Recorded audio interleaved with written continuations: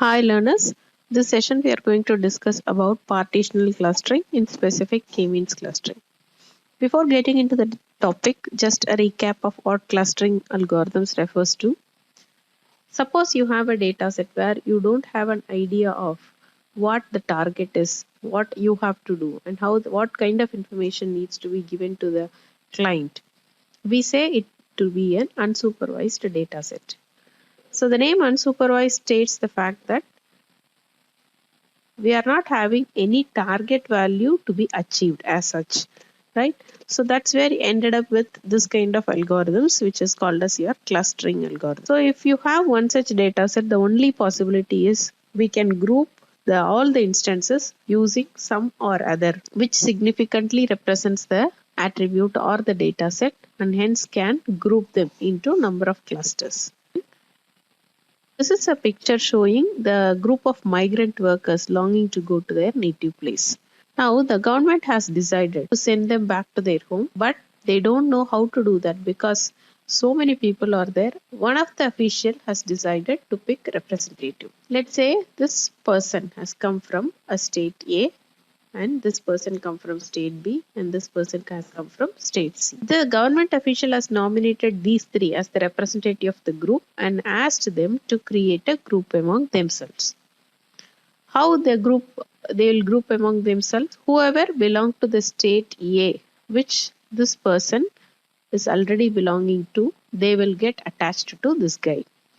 Whoever belongs to state B, where this corresponding representative belong to, they'll get attached to this group and hence to group C.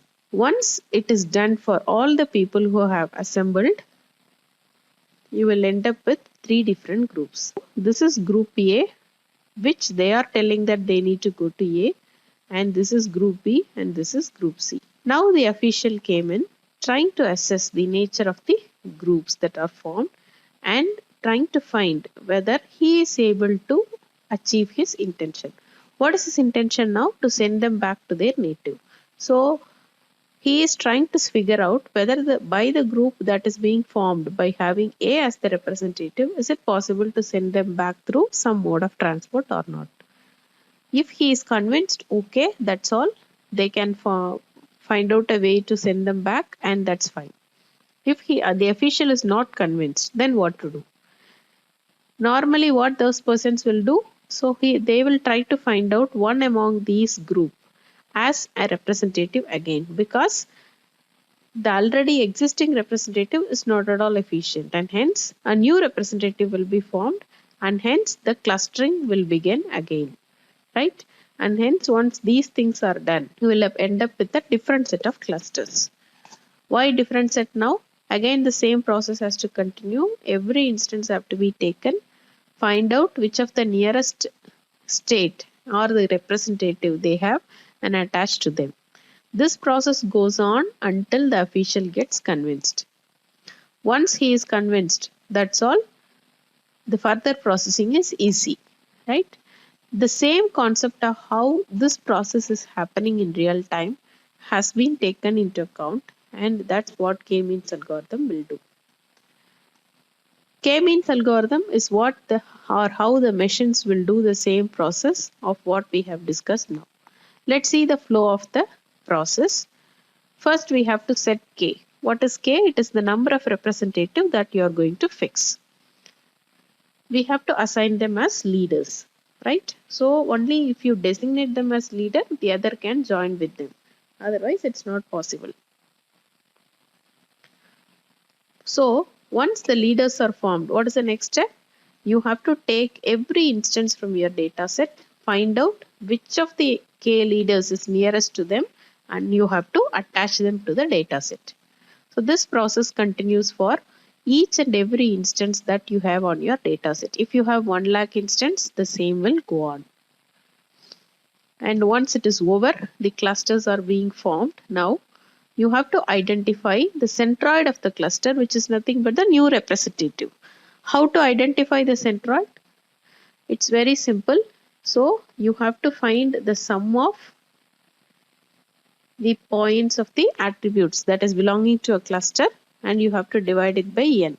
For example, if you have 10 attributes, For every attribute, you have to sum up the values of the instances belonging to that corresponding cluster and then divide it by the total number of entities that are there in the cluster. You will arrive at the centroid. So centroid is assumed to be the center point. Once this centroid is computed, these centroid now will become the new leaders. So these new leaders now will try to form cluster among themselves for the second iteration.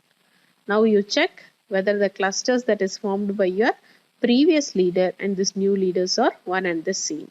If it is so, stop, because that is the efficient clusters formed. If not, again we need to iterate this step where we have to take every cluster, find out which of the new leaders they are nearer to. And you have to repeat the process until either you are convinced with the result or the system gets exhausted, stating that the number of iterations have gone off. That's your k-means algorithm in simple terms. Now we are talking about finding the nearest, and nearest. How to calculate the nearest people? That is by using your similarity measure or your dissimilarity measure, which we have already discussed in your clustering. To recap, we have Minkowski distance, which is the generalized version of all other distance measures, which is taking the pth root of the summation of the differences between current instance and your centroid. So capital XY refers to the attributes of your centroids.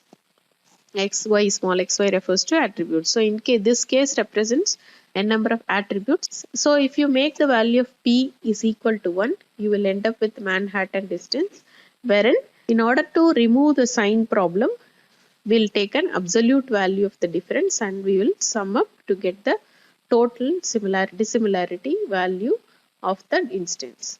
If you take P is equal to 2, we end up with the more standard form of the mostly used distance formula, Euclidean distance. So any of these distance measures can be used in order to identify the similarity of the instance to the selected leader. So once formed the cluster, how do you say that these clusters are best enough, good enough?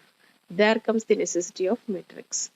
So we have one special metric that is used for that, sum of squared distance measure, which is normally like how we have calculated the like root mean square error. The same applies here. Here we have to find the distance of every point in the cluster to the centroid of the cluster.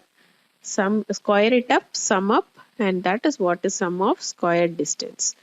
So whatever if it is 2 minimum, then you say then our clusters formed is good. If it is 2 maximum, we say the cluster needs to be reformed again. What are the challenges? So we see k-means is this much simple and you can form clusters within minutes with the sophisticated process. What are the challenges that we face? Yes, we have a lot of challenges. There is no ground truth to evaluate the output. In supervised learning, we have an output attribute which clearly dictates us the way that we need to move on. We know that the output is our target variable and hence all the input, all our processing has to move towards that output variable. Here there is no such output and hence it becomes the biggest challenge. Next is how to select the number of k. Having too much of k, too huge value of k is also a problem.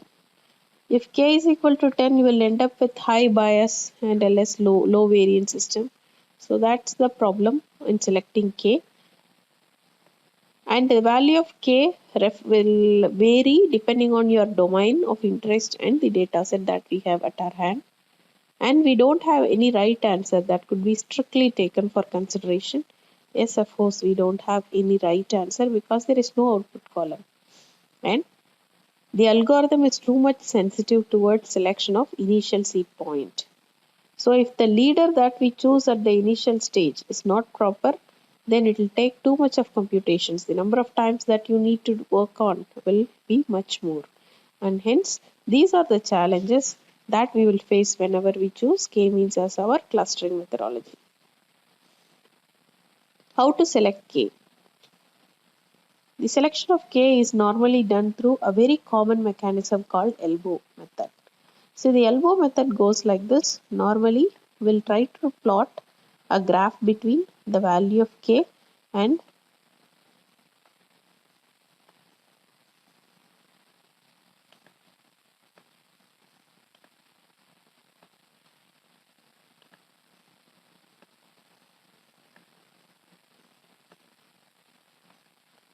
normally we'll try to plot a graph between k on the x-axis and the sum of squared distance error on your y-axis. As and when you try to increase the value of k, so the error will come down and it will go like a elbow. And the point in which you reach the local minima will always be taken as the best value of k. But the challenge here is not all the data set will end up with this kind of elbow. Normally you'll have zigzag curves that is coming in. But even still, elbow method is considered to be useful in selecting the optimum value of k that can give you the best clusters. Few applications where can you use this becomes the first important thing is image segmentation. You could see the pic which I have shown you in the first slide. If you want to work on this, only the grouping or the clustering becomes the area of interest. For example, if I am giving you a person's image and I want you to find out the portion of the body which is completely black in color. How to do? It is by using the cluster. The distance between the neighboring pixel color values, if it is too low, we say that those are all follows the same color, and hence you can use clustering on the images. Crime data analysis, where given a data set you don't know whether it is a crime data or an ordinary data, we say certain data sets are faulty or crime based on only the similarity between the data sets, nothing more than that.